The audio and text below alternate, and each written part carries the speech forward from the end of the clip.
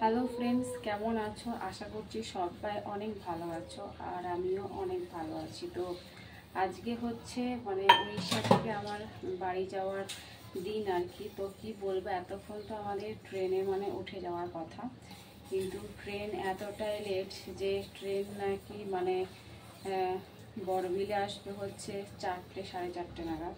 তো আদেও আজকে বাড়ি যেতে পারবো কি তার কোনো ঠিক নেই।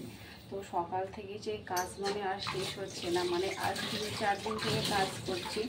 তো কী বলবো, কাজ আর শেষ হচ্ছে না। তো আজকেও সকাল থেকে অনেক গোছ কাজ করা হয়েছে। আর রিসোর্টের পাপার আজকে তো ডিউটি যায়নি, আর ডিউটি যাওয়ার কোনো কথা নেই।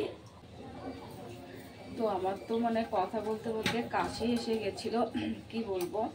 তো যাই হোক, কথাগুলো একটু কেমন হচ্ছে হবে আর কি। তো কিছু মনে করো না তোমরা। তো রিসোর্টের বাবা তো আজকে ডিউটি যায়নি, যেহেতু আমরা আজকে বাড়ি যাব। তো ও এমন ওর কাজ চলে এসেছে না যে ওকে আবার সাইটে যেতে হবে। এখনও ঘরে আসেনি, বলেছিল 1-1.5 ঘন্টার মধ্যে চলে আসবে, কিন্তু এখন 2 ঘন্টা হতে চলো এখনও আসেনি। তো যেহেতু ট্রেন লেট, তাহলে তো খেতে হবে। তো দেখো, দুপুরের জন্য আমি এবার রান্না করতে বসিয়ে দিয়েছি। আলু দিয়ে ঝিঙে রান্না হচ্ছে আর ভাত। আর যেহেতু আমরা বাইরের খাবার খাবো না, ওই জন্য রুটি মাংস নিয়ে যাবো, সেই জন্য মাংসটা রান্না করাই আছে। তো রুটিটা হচ্ছে বানাবো যাওয়ার আগে। তো দেখা যাক কখন যাওয়া যায়। আর ও তো এখনও আসেনি, তো সেজন্য দেখো আমি তো আজকে ব্লগটা দিতে পারছি না, এডিটিং করা হয়নি। এত কাজ না। তারপরে কাল সন্ধ্যাবেলা একটু বাজারে গেছিলাম, কারেন্ট ছিল না, সন্ধ্যার দিকে অনেক প্রবলেম। তো যাই হোক, ভিডিওটা আজকে এডিটিং করতে পারিনি, তো সেই জন্য দেখো আজকে আমি ব্লগটা দিতে পারছি না। তো এখন হচ্ছে আমি থালা বাসন পরিষ্কার করছি, ওদিকে রান্নাটা হতে হতে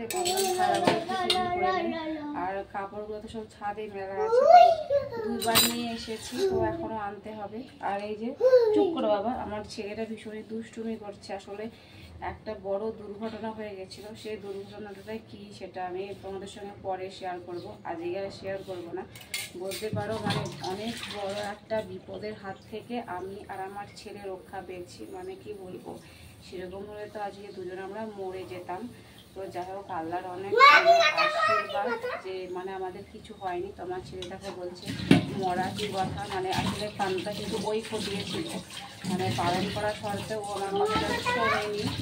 তো দেখো, তো কথা বলার মাঝে তো ছেলে ভীষণ দুষ্টুমি করছে, ওরও ভীষণ গরম লাগছে, কারণ এই দুর্ঘটনা ছিল না, ঘরের কারেন্টটা চলে গেছে। অন্য জায়গায় কারেন্ট আছে, কিন্তু কোনো প্রবলেম হয়েছে, কিন্তু আমি তো ঠিক করতে পারবো না।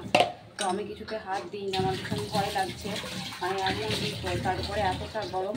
তো এখন তোমাদের সঙ্গে কথা বলতে বলতে আমার থালা বাসন সবই মোটামুটি পরিষ্কার করে হয়ে গেছে। আর এখন হচ্ছে ভাবছি একটু ময়দাটা মাখিয়ে রাখবো, তাহলে রুটি করাটা ভালো হবে আর কি। তো দেখা যাক, ময়দাটা মাখিয়ে নিই আর দেখি চাপা কতক্ষণে আসে। তো চলো। তো এই যে দেখো হচ্ছে আমার ঝিঙে রান্না হচ্ছে, আর আমি না গ্যাসটা পরিষ্কার করতে পারিনি, কারণ হচ্ছে রান্না হচ্ছে আর রুটি হবে।